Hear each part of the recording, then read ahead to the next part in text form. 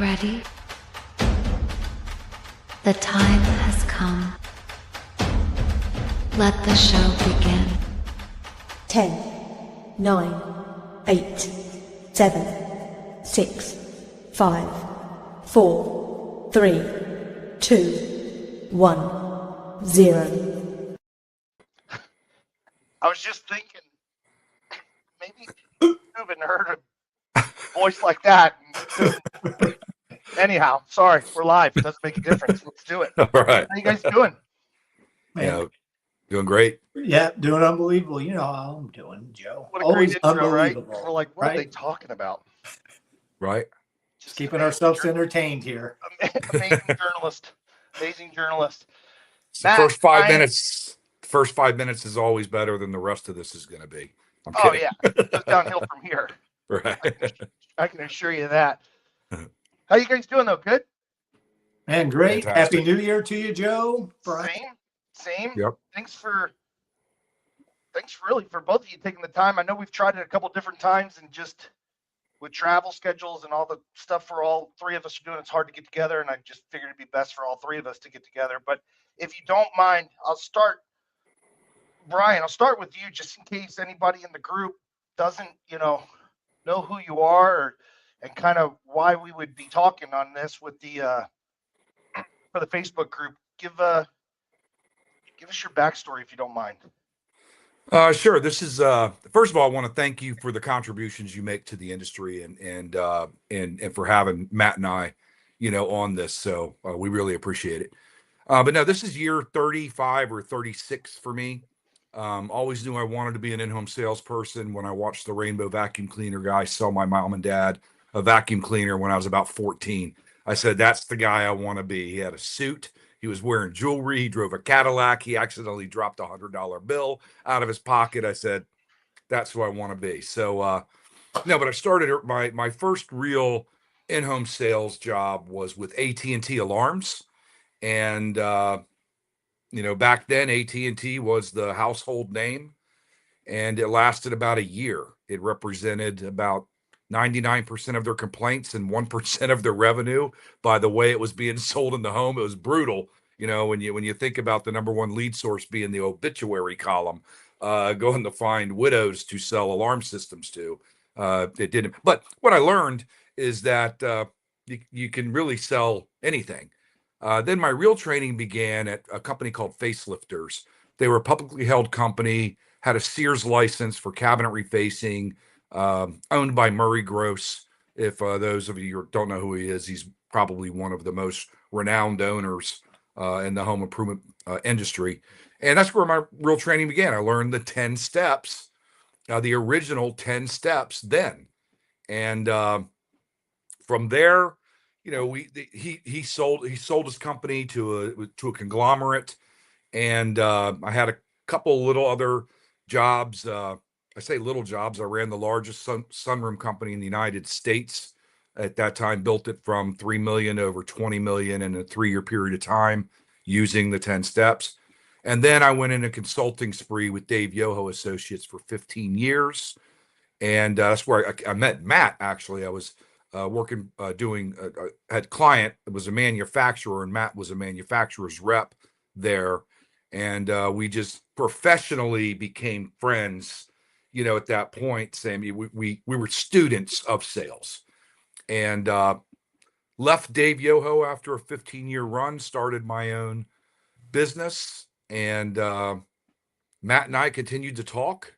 And I had this idea one day. I said, Matt, meet me in Orlando. Let's play a couple rounds of golf. I got an idea.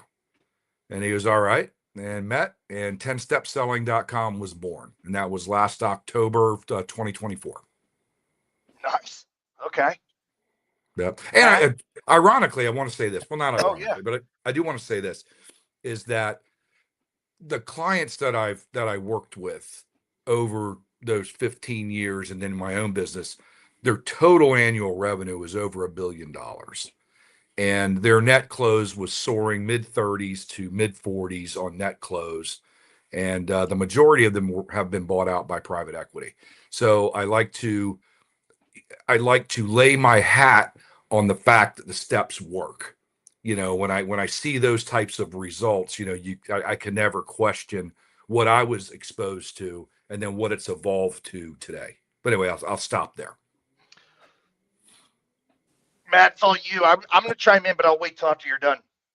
All right. Yeah. Sneaking up, this year will be my 40th year in the industry. I actually worked for a company in the summertime.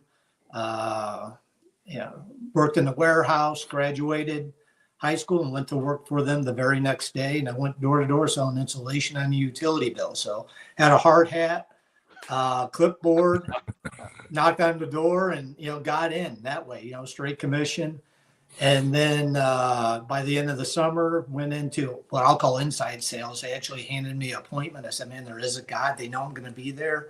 Everything else, and so it was a great training ground. Went from that to a sales trainer to a sales manager, worked with the company for 18 years, had an opportunity to buy them out.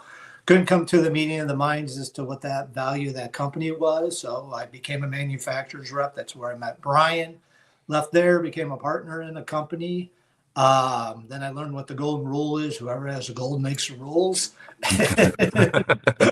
Got the opportunity to be somewhere else. Was with Renewable by Anderson for a number of years as a manager with them, and then had an opportunity to Greenfield for Jacuzzi. I'll throw the names out there and work my way up through that. And then, as Brian mentioned, a year ago, October, we met up and said, there's kind of a void in the industry, and that's where it was born. So, yeah, that's obviously Jacuzzi is where you and I, just our friendship flourished. The right words. But I was going to say, Brian, I don't know, you would maybe remember. I'm sure it's because you have probably trained thousands. Same for Matt, but Brian, you trained me originally at the first company I was with, Thompson Creek here in Maryland. Oh wow, we have an awesome comment. We get some wild comments sometimes. I think on the YouTube side that aren't quite from the group. But yeah, you trained me with there. I still remember because I came from outside the industry, from the financial services arena, and I was like, I just didn't believe in one call close. I didn't believe in that there was, just like everybody else, I'm sure, not everybody else, but a lot of people that are just don't believe in the model. I thought the way that I sold $1 million financial plans was as good as any, and not realizing that's a completely different animal. Direct to consumer, first sit close, right? Yes, no, next. And I just remember my first week, we had an inside sales partner, a rehash partner, just kept buying me beers, 6-pack after 6-pack. I go, what are you doing? He's like, I just keep selling all your deals the next day. That's great. You're doing an awesome job. Keep up the good work. And I was like, this isn't going to work for me. So luckily I had a good leader who's actually in the group, Vin Garrier, who was like, Joey. Ben. Yeah. He's like, if you don't learn this model, he didn't even have to. I was like, you don't want to go on the road? You don't want to see what I'm doing? Because I don't need to. You don't believe in the model, nor do you know it. And he was smart back then, and I think something we could talk about today that he still is smart, but we valued a lead back then, and he didn't put me back in the home. And even then, what was it? Probably $300 a lead back in 2007, maybe $300. And he said, at that cost per lead, you won't see another one until you prove to me that you know the model. I was like, wait, you're supposed to be my friend, man, because we actually knew each other before I got in the business. So, right. But it's and then for me, I think Matt and I have talked about this before. It just clicked. It's like a formula. Yeah, I mean, and it is. I mean, it does. It's a system, right? I know we're all big fans of the system. Don't F with the system, and saving. Right. And it's, everyone a lot of times wants to get caught up in the result, this, that, the other, but it does become easy. I mean, you follow 10 steps, it could be a 12-step, whatever, your process is, but you follow that process, you get it memorized, internalized, and then you personalize. And I think that's why a lot of times people have that pushback to, well, I don't want to sound like a robot. We don't want you to sound like a robot either. Right. You get this internalized, you personalize it, Now you have that confidence when you knock on the door, you're 10 feet tall and bulletproof, right? Because you know what to say and do. You don't have to think about it anymore. Right. And Well, even more importantly, I already know what they're going to say. So, and here's the other thing. You are going to sound like a robot while you're learning it. You've got to get past the robot stage. That's when it's internalized. But I already know when the price hits the table, they're going to say, I need to think about it. I need to shop around. It's more money than I thought. We'll call you next week. I already know they're going to say that. I have all day to prepare for that. They didn't take the day off to role play their objections. Yeah. Right? So the system is designed to reduce or remove those excuses, to isolate it to one thing, which is the dream lead that we wake up in the morning wanting, where you knock on the door and they hand you their credit card and say, Brian, if you can make this fit in the budget, we'll do it right now. Yeah. That's the dream lead. I can tell you it's not. It's a serial killer. Run if they meet you that way. All right. But the system is designed, when completed correctly, you get to a point, the step is called pre-close, where we ask that question. If I can make this fit comfortably into your budget, would you like to move forward? Yeah. And if done correctly, they're going to say only two things. And I already know what they're going to say. They're going to say yes, or they're going to say yes, but I'm not doing anything today. And both of those are perfect, because now we're only talking about one thing: money. Yeah. It's funny. I was reading, you guys probably heard it before. It's an old book, Checklist Manifesto, maybe, I think is what it's called. Anyway, the first chapter, it's about a heart surgeon, dead serious. And he's telling this crazy captivating story about how he cracked open this guy's chest and all hell hit the fan. And he's like, it can be one of 1,000 things. And Brian, you just bring up this great point. It's going to be one of 4. It's going to fall into what, you know what I mean? You think about what that guy has to do, or gal, a heart surgeon. Anything can happen. Like you said, crack open the chest, not quite what we thought. Here, it's we're humans. We're predictable. We're patterns. Mm-hmm. And obviously the model funnels that too. I mean, but it's when you think about it, it's one of 4 things, in that maybe 4 columns. I'll give you 4 variations, but that's it. That's it. And when you then segue into the closing sequence, which is really another 10 steps. All right. You've got a pre-price presentation, then you have a post-price presentation. Pre-price, thermometer goes in, pre-close, boiling it down to affordability. Now we follow a structured closing sequence to bring it to a conclusion, which is either, and I'll let Matt deep dive into this, which is either a yes or a no. What we're eliminating here is maybes. That's what we're eliminating. So now I know when I deliver an alternate choice assumptive close, for those of you who don't know what that is, it's very simple. Which one of these plans works best for you? And you stop looking at them and you go back to your needs assessment and you start making notes. Doesn't matter. You can draw a stick figure. I don't care. But there's power from pen going to paper right here. All right. Which one of these plans works best for you? Now, I also know they're only going to say one of 4 things. Brian, we'll go with the cash plan. Brian, we'll take the budget plan. What do you think, honey? Or we're going to have to think about this, Brian. Only 4 things. And guess what? All 4 are closable. Cash, closable right now. Finance, closable right now. Honey, what do you think? Closable in about 15 minutes. We're going to have to think about it. Closable in about 20 minutes. Yeah. All closable. Matt, want a deep dive on conclusion? Yeah, no, I was going to say, and what Brian talked about there, and I think that's important to bring up, is what we're trying to do is eliminate the maybes. That's what kills us, right? A lot of times, well, I don't want to hear no. You do want to hear no. No's just as good as a yes, right? I don't want to walk out with maybe. So that's the reason we're saying we'll bring that appointment to a conclusion, not necessarily close it, but we'll bring it to a conclusion. And we let the customer know up front exactly what's going to take place. We're putting them in the driver's seat. If it makes sense to you, put us to work. If it doesn't, tell us no, right? Get out of here, leave your prices good for 30 days, whatever your company offers.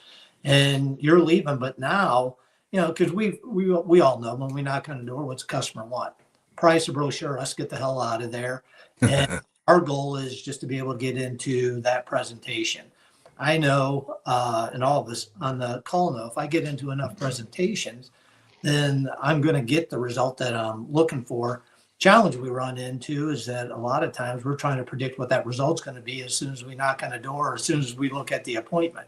It's multicultural. Look at the zip code, the house value, all this other stuff, right? And the main thing is get into that presentation, let the homeowner know that it's going to be okay for them to tell you no. And now you brought that to a conclusion. You got your yes, you got your no, and then it's next, move on, right? 100%. What do you think the reason is? Just fear on the reason why we walk out on maybes? Because we're afraid that we're going to lose the sale that we don't have. And you said it earlier, psychologically, we're all kind of wired the same way. Mm-hmm. It's not natural. We don't want to be rejected, right? Go back to, I don't want to get into caveman days and everything else, but we wanted to be accepted, right? Because if we weren't, we were ostracized. We were out on our own, and a dinosaur or something was going to grab us. Good point. Yeah. Well, and on that too, I was taught a long time ago, and you just brought back a memory, is the word aversion. And aversion are things that you will go out of your way to avoid. And the top three are being alone, being thrust into a strange and uncomfortable situation, and being rejected. Those are in the job description of a sales, right? We're riding around alone all the time. We're thrust into a strange and uncomfortable situation every day, and we're rejected, right? You just solved 70 hours of therapy. Holy, I think about it. Alone, you good with being alone? Yeah, but and here's the other thing, though. To answer you asked Matt a question. Why do people leave on their maybes? The other reason is they run out of stuff to say because they're not prepared. They're not prepared. That, by the way, it's like one of my pet peeves. Like if you're ever on a ride along situation, again, we just talked about it's going to be one of these four in some variation. You can almost respond to all of them kind of the same way as you, Brian, have taught me originally, and I'm sure you're still with like SALES, any of it, right? That's right. They act like it's they're like thump, bump, bump, bump, and then what are we doing naturally is we start dropping price or defending price or right. And it's one of the things I always say, it's easy to be good in this industry because everyone else is so bad. But the other thing is too, and Brian alluded to it earlier, is that we have both sides of the playbook. We know what we're going to say. We can predict or even influence what the customer is going to say, and knowing that. And if you don't know how to handle, I need to think it over. What do you think, honey? Things like that. It's kind of your own fault because it's the information's out there, right? Especially in the group. It's in there.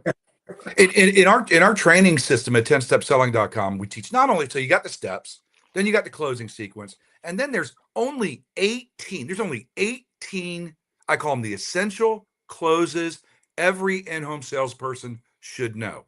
And here's the secret to it. They should be utilized the majority of the time during the presentation, not once the price is on the table. If they're used during the presentation, you're eliminating or reducing them at the end, because I can use one of my two favorite words. Remember when, Joe? Remember when we, oh yeah, I forgot about that. And so the thing comes in, how much time are you willing to put in to sharpening your blade, right? Making yourself a little better than you were yesterday. I mean, I try to put in 15, 20 minutes a day to try to find a new idea that I can incorporate into, the presentation to keep it modern and to, to move somebody over the fence. But if we're not doing that, we're going backwards. And today, most reps aren't doing that. They get Matt and I talk about the 3 C's. 2 are bad, 1 is good. Bad C number 1, comfortable. I'm making more money than I've ever made. That then makes me complacent. Second bad C. Complacent means you're no longer learning, you're going backwards. Where the only C we should be concerned with is committed. Committed to getting better every day. Never comfortable, never complacent, committed to getting better. It's wild. It's not like you put in some extra time on something and you still get paid the same. You know what I mean? It's not like you have a 9 to 5 at the local bank and they're asking you to do a training on a Zoom call training after hours. I mean, it's like every 20 minutes you put in.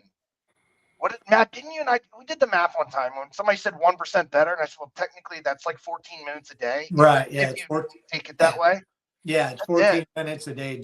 And at the end of the year, what you've got 36 times better, right? Just in those 14 minutes. Yeah. Look at your phone. It'll tell you how much time you spend scrolling like on social media. Stop looking at Facebook and learn to close. Right? Yeah. Yeah. And then the other thing, somebody said we were talking about this the other day, maybe Matt, you and I were, but worst case, you can always say 5 words. What makes you say that? So even if you brain fart, by the way, it works great in relationships. Wife looks at you and goes, you're an asshole. I don't know what she means. So what makes you say that? I'm sure you have a good reason for saying that. Would you mind sharing with me what you were saying? Right? But I mean, that's that way. Can you tell me why you thought of it? But worst case, I mean, no matter what is said, it's your price is outrageous. You're this, whatever. Okay, what makes you say that? Because I'm not a mind reader. Mm-hmm. I don't know what that is, but that's like worst case, and we still can't get those words out. I was just looking. I was trying to look because I did this earlier, but I haven't seen. I'm shocked. So in the group, I did a what is this? A poll. We all love our polls these days. I said, when did you first start selling in the home? Before 2020 or after 2020? And I'm shocked that it's 80%. I guess I'm not shocked with the group. That's a good, before 2020. But what I've noticed is the difference of how many people have gotten in this industry since, COVID. Yeah. And, I looked it up the other day. I'm going to share it coming up, but it was 2023, June of 2023. I said, the FOSS floor is coming to an end, or the FOSS floor is showing its head. Right? Because we all got complacent. If you couldn't sell from April of 2021 to, probably sometime middle of last year, like just by showing up in some cases, but those days are gone. But it's not back to me, it's back to what 2019 and before was like. Yeah, right? It's really just kind of back to normal. And I remember when I was at renewal and training classes are coming out, blah, blah, blah, and things like that. And I remember talking to the trainer and I said, man, when all this stuff corrects itself, some of these people are really screwed. They're going out buying cars, houses, all this stuff. And he goes, what do you mean? I said, this isn't going to last forever. And I said, under normal circumstances, I don't know if all these people would normally be hired. They probably wouldn't, don't want to hear that. But, there's just, because I hate to say it was easy, but it was kind of easy. Like you said, it just you showed up and the people bought. And it's, all of us have been around the industry for a minute, but it's somewhat similar. If you remember the $1,500 tax credit. Right. I remember salespeople that came in with the $1,500 tax credit that went away. And a lot of them went away with it just because they didn't have that to be able to lean on anymore. Yeah, they think that's the magic bullet. The magic bullet is the presentation. That's the magic bullet.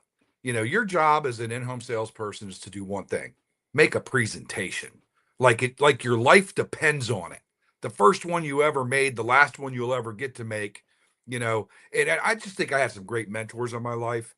One of them asked me one day, this was early in the 90s. He said, Brian, if the Grim Reaper was going to show up at your house tonight at midnight and ask you, deal or no deal? Deal means you live. No deal means you're going with me. Yeah. You're dead. Would you have a deal? I said, of course. He goes, then we can agree this is a 100% attitude business, can't we? Yeah. I said, yes, we can. But positive attitude, you could have a negative attitude, positive attitude. Positive attitude comes from preparation. And I keep going, I'm like a broken record on this. Preparation. And the mistake is, once you've given this presentation 100 times, how do you make 101 sound like the first one that you did? So that it's not, boring. It's not a lecture, because it has to be co-communication. It has to be about the customer more so than it is about me. Why should I give a shit what their house looks like. That's their castle, right? I can't Yeah. employ my value system onto them.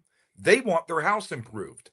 I'm the solution, but they've got to be convinced that I'm the solution. They have to.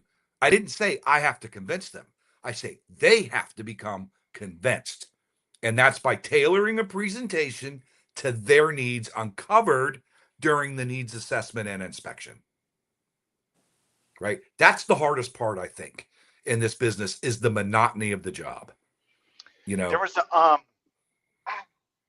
a great article, maybe. God, you guys can catch me if I'm wrong, but I think there was an interview one time, like Rolling Stone interviewed Charlie Daniels. It said, how many times have you sang Devil Went Down to Georgia? And he's like, thousands. How do you do it with the same passion, intensity? I mean, if you ever listen to that song, it's pretty intense. Right. You know, kids today probably don't even know what it is. But anyway, and he's like, because we've never played it perfect yet. Like we're striving for it every time. We've always had. Now, to us, I'd be in the crowd going, perfect to me. You know what I mean? That's the other part. Brian, you guys talk about this often, or told me. They also, customers don't know. I didn't know as a fan in the crowd if he missed a note. Customers don't know if you miss a part. But if you hold yourself to that standard that you're just constantly striving towards it. And then I saw a couple of years later, what's that famous play that was just out, Hamilton? And they set every record for selling out. Like, and they were saying 3 shows a day, or 2 or 3 shows a day for consecutive days. How do you get amped up? And they would say, well, that's the first time that person in the crowd's seen it. That's right. That's right.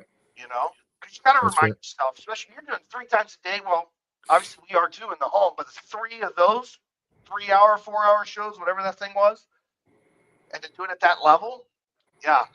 Yeah, and it's monotonous though. Well, and I think, getting that, I call it getting leverage against yourself, right? Getting that leverage and you kind of said it, setting that standard, but getting that leverage against yourself and things I've done before in the past to make sure that I'm giving that masterful presentation every time, or giving the best show that I can is, that, we started the meeting or this call off with the average appointment was $200 or $300 back then. Now it's probably $600 or $700. But 2 things. One, if I was paying that $600 or $700, or if the customer was paying me that $600 or $700, I want to make sure that they get their money's worth. Yeah. Right? So I want to go in and make sure that that could have been my 3rd appointment for the day, what have you. But that's going to be the first time that they hear it, and I want them to feel that they got their money's worth, even though they technically didn't really pay for it. But that's the way that I looked at it, is that, man, this is a $600-$700 value, and I want to make sure that they get way more than that. Leave it, like you and I talked about it before. Leave the lead in a better place. Doesn't mean they buy, but they're better off for having met with me. I can put my head on my pillow every night if I do that as a career. That's it.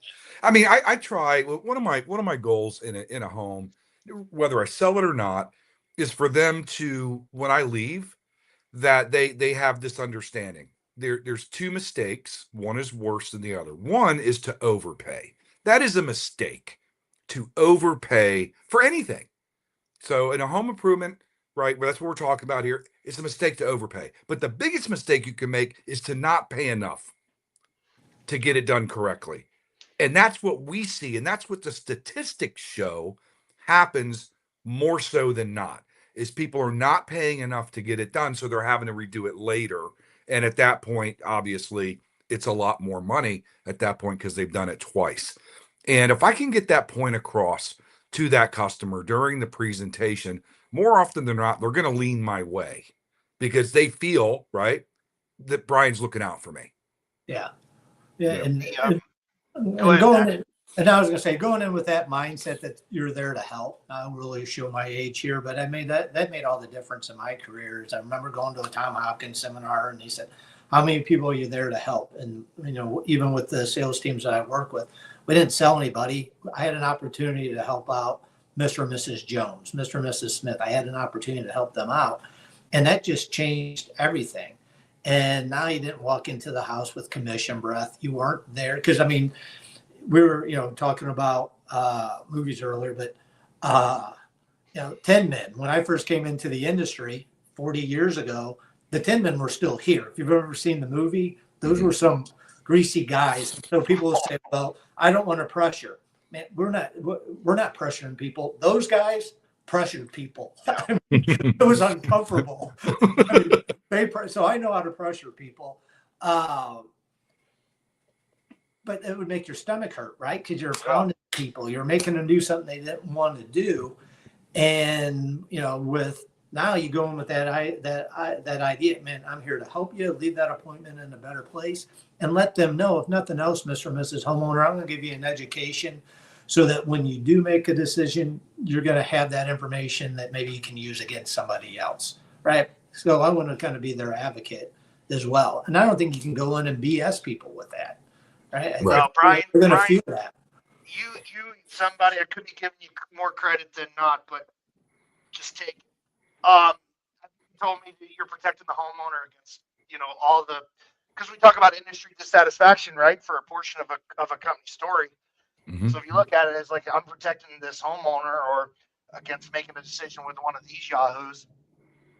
That's right. It's another way to frame it. And I think it's important. We have an obligation to protect them from themselves. Yeah. Not only, think about it. So I do this clinic on the difference between finished goods and unfinished goods. You probably heard me do it before, but I think it's very important. Why are people conditioned to think they need to get quotes on things? Because they should, when you can compare apples to apples. If I want to buy an F-150, right? Ford F-150, I can look at that same truck on 5 different lots, and it's prudent for me to buy the F-150 at the lowest price because everything is equal. I have the same manufacturer's warranty. I got same service, same truck, same everything. It's prudent for me to do that. It's impossible to do that in home improvements because it's an unfinished good. See, it's not manufactured and installed. The F-150 is. It's already manufactured and installed. I can look at it, touch it, drive it, see the price. Yep, I'll take it. Can't do that with a home improvement. It's unfinished. There's a product, there's installation, and then there's an existing structure. And all of those are different. Different qualities of product, different qualities of installation, and always something different going on the home that's going to happen when you rip something out and put something else in, right? So can I lower the price? Yes, I'll just lower the quality of the material, or I'll lower the quality of the labor. By doing that, I'm increasing service on the back end, which increases dissatisfaction. So the only decision, the most difficult decision that you have to make, John and Mary, is who's going to do it. If you make the right decision here, everything else is going to take care of itself. Let me share with you why so many families have selected us to do the work, and you be the judge. And I'll tell you, if at any point you feel we're not for you, you let me know. I'll shake your hand. We'll have a piece of pie, and I'll pack up and get out of here. But if you do feel that we are for you, then it now becomes my job to go to work for you so you can find a way to make this fit into your budget. And I promise you I can help. So let's not put the cart before the horse. Let's get started. That's part of closing, is just altering the way they think they're going to buy and show them, hey, the way you bought everything else works. TVs, couches, houses, cars, pictures, all that. This is foreign to you. Let me show you how to do it correctly. And it may not be with me. You may end up buying from somebody else, but I'm going to show you how to do it correctly. Why have we got, gosh, man, that's what I love having this call. Matt can forewarn you, I'm getting ready to go on a rant. Why have we gotten away from this, man? That's what selling is.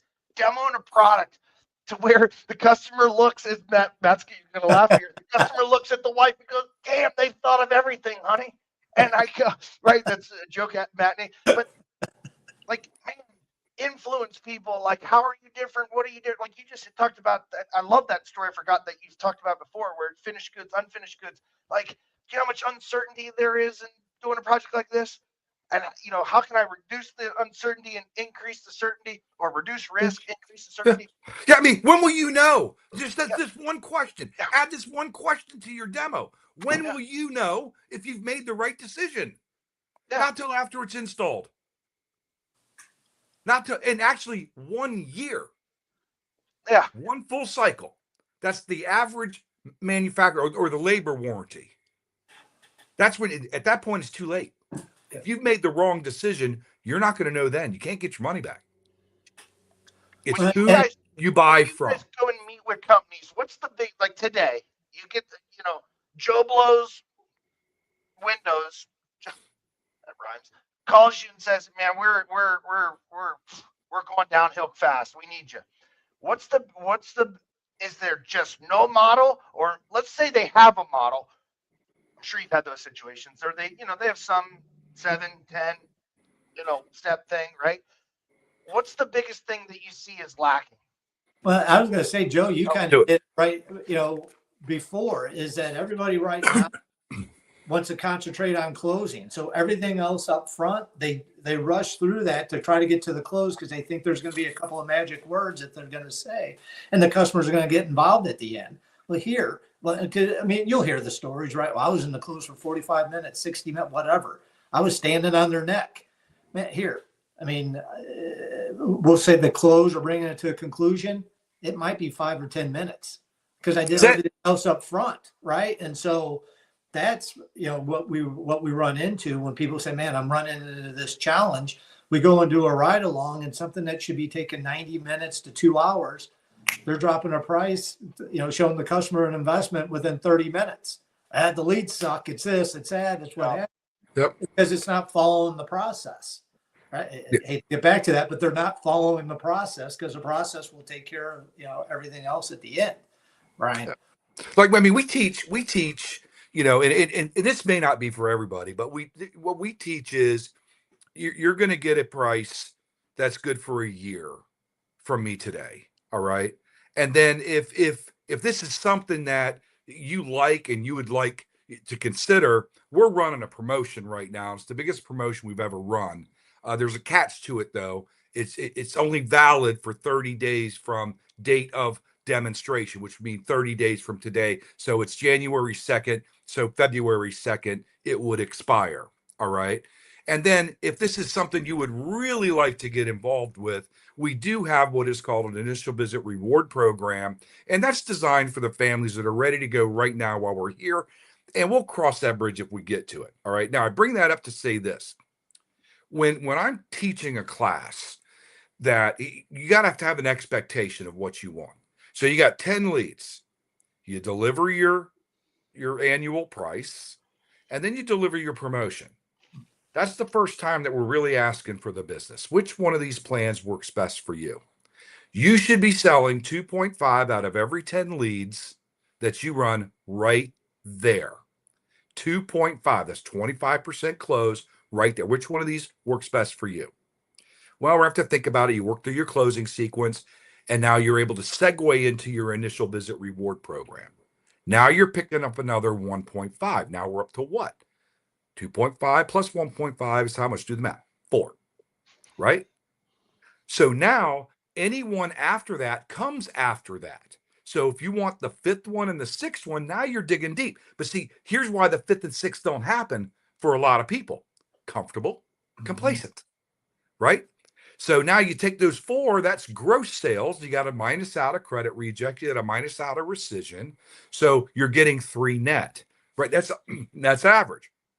Average is as close to the bottom as it is the top, right? Do you want to be average or not? So I've got to know this in my head. So the first measuring stick is if I'm not getting the 2.5, when I first ask which one of these plans works best for you, I need to go back in time and evaluate my presentation up until that point, because I failed them somewhere, and I failed myself somewhere up to that point. Now there's probably people on this call go, oh my God, I closed way more than that. God bless you. All right. Keep doing it. And I have a couple of people I've known for 30 years, close 60, 61, 65%, net. And they have taken this to a whole new level, but that came after the foundation was done.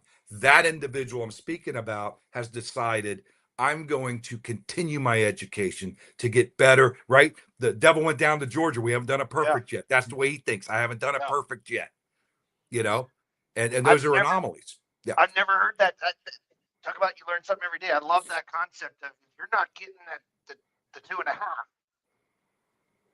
You ain't even got to worry about the closing sequence, Daddy. He ain't there yet. Let's go back. Because everything up until that point is what. Yeah, that's Yeah, because everybody then tries to just handle everything with a price drop. When they say they need to think about it, the worst thing you can do is drop price. What they mean to think, what time of the week would they like to have installation? I have no idea until we ask. I yeah. completely understand why you might say that. Would you share with me why you feel that way? Well, Brian, it's more money than I thought it was going to be. Other than that, is there anything else? Is that all? So if it was affordable, you'd do it? Back on the yes train. Yes, it's that simple, right? It's that simple, Yeah. but it is, we have to have measuring sticks that go along the way. And Matt came up with a great phrase when we did this, and it's called, we give you the words that work, and there are words that work. It doesn't take away from your personality, but there are certain things you need to say before you go into the company story. There's things you need to say when you end the company story, things you need to say before you go in the product demo, things you need to say when you get out of product demo, right? The stuff in between is individualistic, right?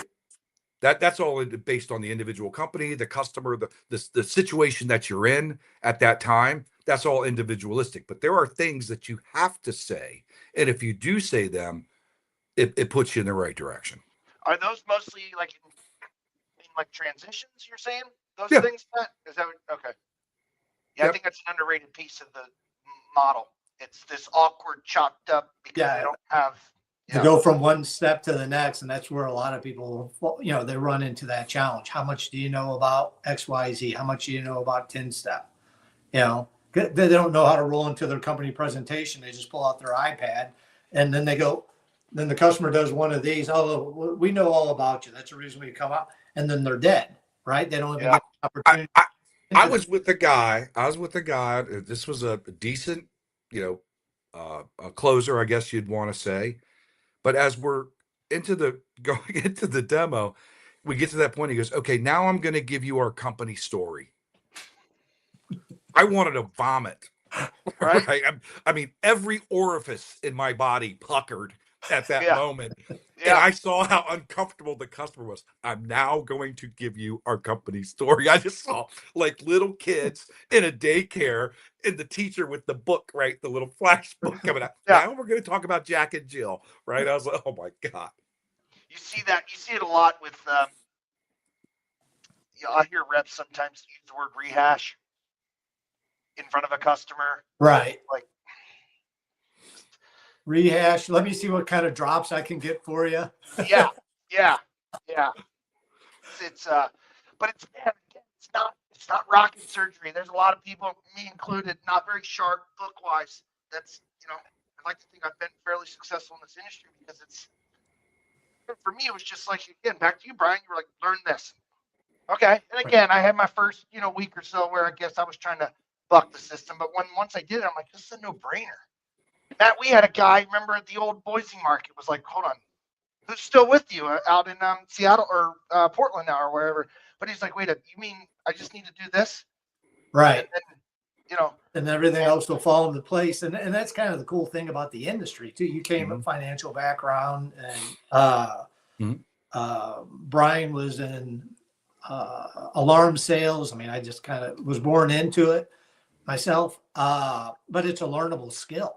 That's the thing, because I mean, you guys know me outside of sales. I mean, we go out. I'm a social derelict. I really am, right? And I don't say that. Oh no, you're really outgoing. I know I'm not. All right. But, we were in Phoenix the other week, and one of the sales managers said this. He goes, "Matt already has this plan of escape before he even gets here." But I'm saying I'd say this is that it's a learnable skill, and that when you go and you have this system that you're able to follow, it makes all the difference in the world. My wife and I just celebrated our 28th wedding anniversary, the day after Christmas, and before we got married, she wanted to run an appointment with me. Now, I've been doing this a long time, right? And I said, okay, come on. So she comes with me, and of course I'm the hero of the story. I get the customer involved, finish everything up, get in the car. I said, what do you think? She goes, I'm never doing that again. I said, what makes you say that? I don't know who the hell that was in there. She goes, wasn't you. Like, you're flamboyant. You're talking with your hands, all animated. You don't talk that way. I said, when you knock on the door, it's showtime. Yeah. Right. So with this skill, it's learnable, and Yeah. that's why it can become easy.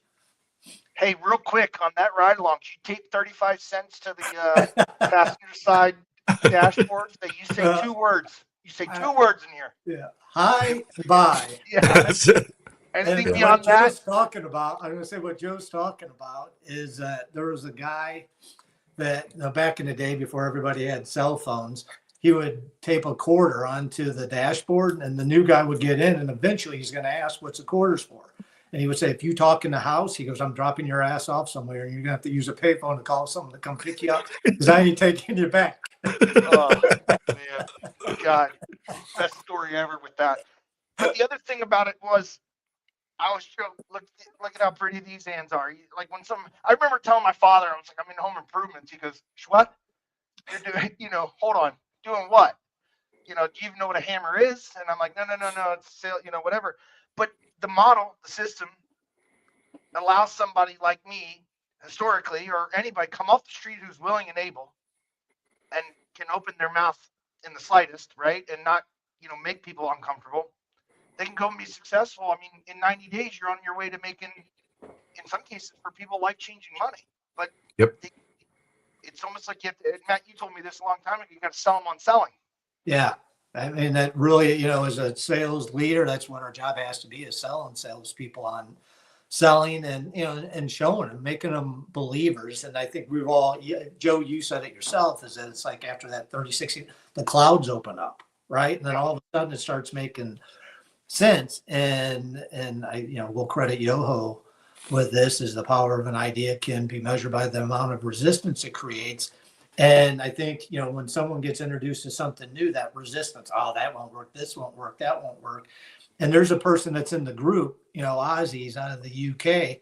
And, when I started working with him, he didn't tell me this, but after the fact, he said, this is bullshit. They're not going to do, that was my English. They're not going to do this, But he said, you know what I know has taken me this far. If I want to go to the next level, I'm going to have to change something up. I'm going to try it. And all of a sudden, he wrote $2 million this year, or 2 million pounds, but $2 million, that's a lot. And in London and England. And, and he contributes to all that. And that's what he said. He goes, man, when I first heard this, he goes, people aren't going to buy into that. That's not going to, have that post-negative suggestion and everything that you guys talk about. And now he's a believer, right? Now he's going to go from 2 million to write 3 million. That's what he said. He's going to be season number 3 of White Gold over there. Bring it back. I was going to ask you guys, what do you think, or if anything, have you seen anything that has changed that, within your 10 steps that you're like, hey, this is more prevalent now, or this is less prevalent, or we don't really do something a certain way anymore? Has anything shifted that you've noticed? I would say yes. One, like we changed the closing step to conclusion, right? It's not close anymore. The closing step is now called conclusion, and then the last step is called reviews. And whether you sell or not sell, we need to be asking for reviews. I mean, think about just on a non-sell situation, right? You're in a position where you're convinced, right? They're either closing you or you're closing them. And at this point, you're convinced they're closing you, right? That they're not doing it today. Now you ask them for a review, a personal review. And you hand them your phone with the Google. What has that just done? It's created some hang time, right? And it gets them to reflect. So to say this is getting the customer to reflect more back on the process before we actually exit, I think has changed. And to get them to reflect back on the process before we deliver, the price has changed. So there's been more of a reflection that I see as a trend that I'm teaching, to get them to reflect back on the process. Why would you want us to do it? Why wouldn't you want us to do it? And to be willing, as Matt says, you got to ask those questions and make your stomach hurt That's the shift that I see is maybe it's just less snaky. You got to be less snaky. Well, we used to burn the lead to the fucking ground when we didn't sell it. We're launching a kit across the front yard, pissed Right. off, you know. I mean, Yeah. so it's good that we don't completely torch it.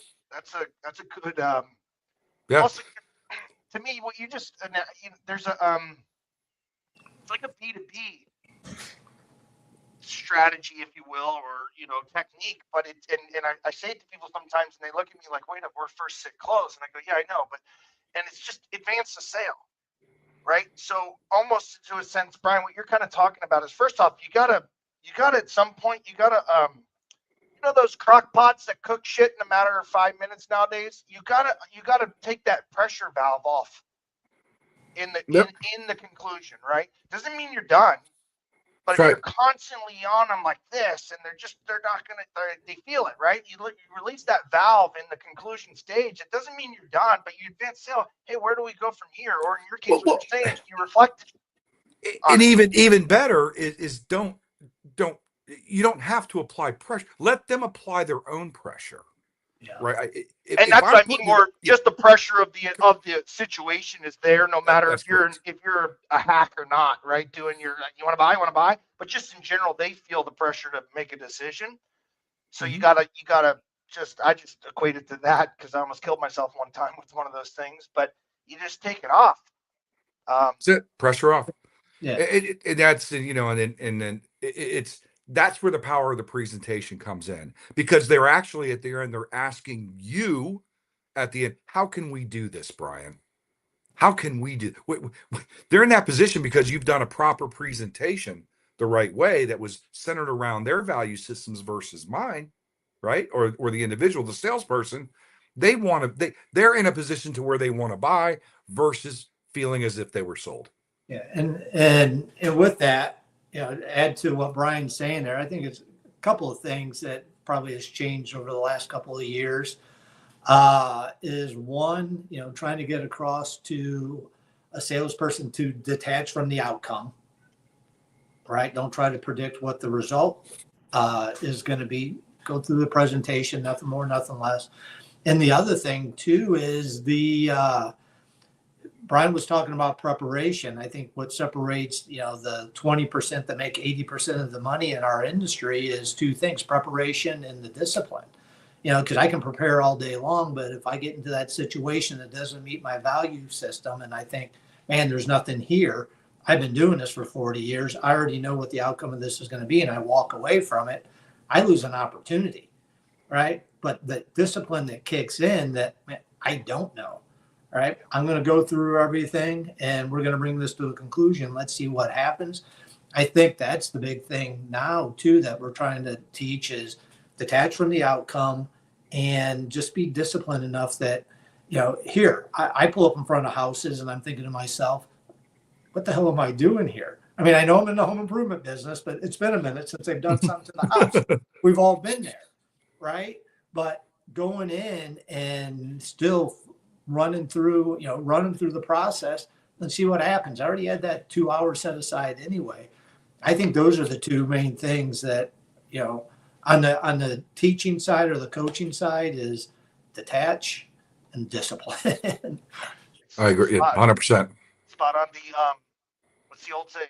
Everybody says that two will buy, two will never buy. It's 6 in between. And I go, well, how the fuck do you tell which one's which until you go through the model? That's right. Right? Pardon the F-bomb, but it drives me nuts. And then if you sell a job on a house, the best thing you can ever do, Matt, I talk about this a lot.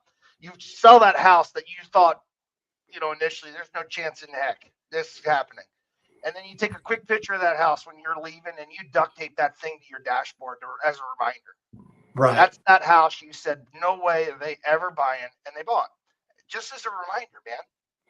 Yeah, and we all have these stories, right? I mean, I remember one of my mentors riding along with me. We're actually going to be going to a hockey game, a Blues game. So we ran together, not in the best of neighborhood. House was not in the best of shape. You got inside. I mean, it just wasn't an ideal situation. Wouldn't have been checked. It wouldn't have had the 5-star rating that you were hoping for when you got the appointment, especially when you have your mentor there. But, I went through everything anyway, showed him what the investment would be. And the guy, without saying a word, got up, just walked away from the table, heard him walk downstairs. And I'm thinking, what's going on here? Right. Because we weren't in the best of neighborhoods. Now would be a good time to leave. Right. So he walks back up. He has a coffee can stuffed with money and just starts counting out $100 bills and that for the retainer. So, I mean, that's just one of the, you just don't know. You never know until you complete the demo. You never know. Complete it. I've had that happen. I don't have enough fingers to count how many times they did the exit close on me. They leave and come back with one with the El Producto cigar box, full of money. Yeah. And so a quick story here. I know we don't have much time left, but so selling home improvements under the Sears brand name. I'm in Southern California, and the president of the company came in and he said, it was a Friday. He goes, today and today only, I will pay double commission on any self-generated sale made today. So back then we didn't have a lot of daytime leads. So we would run together during the day and then would break off and run our evening appointments solo. So the guy that I always ran leads with back then during the day, his name was Danny. I said, come on, Danny, we're going to the hood. So we went to Watts and we start knocking door in South Central LA. And we're talking about Sears has this wonderful program for replacement windows. And we're not, no. Crazy white boy. No. And then finally we get to the door and this lady goes, I'm really not interested in windows, but I saw this commercial on TV for that texture coat stuff, that bumpy paint. Do you have any of that? I said, Danny, we got any of that in the car? He goes, yeah, I think so. I said, Danny, why don't you go get that stuff? Ma'am, I'm Brian Smith from Sears. I'm in the house. Danny goes and gets the stuff, comes back in. We're doing the demo. Let me paint the picture for you. On the couch is a lady. She's laying down. She's got an Afghan on. She's taking a nap. And so we're doing the demo. We measure the house. We come back in about that time. The son comes out and says, Mom, I'm going to go to the check cashing store and I'll be back. So, all right. So we roll price and it's like $16,000. And she asks, does that include the building in the back? What building in the back? She goes, I own that apartment building in the back. Does that, oh, we didn't know you wanted, would you like us to include that in the quote? She goes, yeah, if I'm going to do it, I might as well do that too. Okay. So Danny and I, now we're out. We got to call and release our evening leads because now we're in the house for a couple hours. Measure that. Now we're up to about 50 grand. So just as we get ready to deliver price, just as we're rolling price, the son comes crashing back through the door with blood gushing out of his forehead.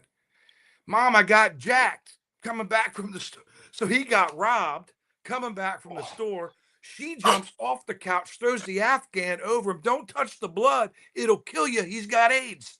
Danny and I dive underneath the kitchen table.